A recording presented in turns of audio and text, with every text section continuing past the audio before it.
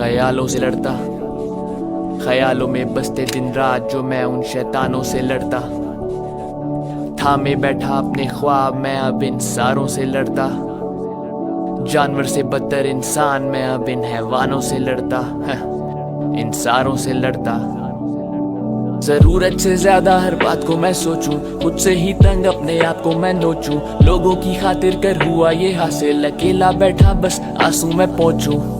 पर देखो कैसे ऊपर से हंसता, गम जैसे सांप बिना कहे मुझे डसता। रोशनी की किरणों का बन जैसे रास्ता, इम्तिहान रोज मेरा तानों का बसता।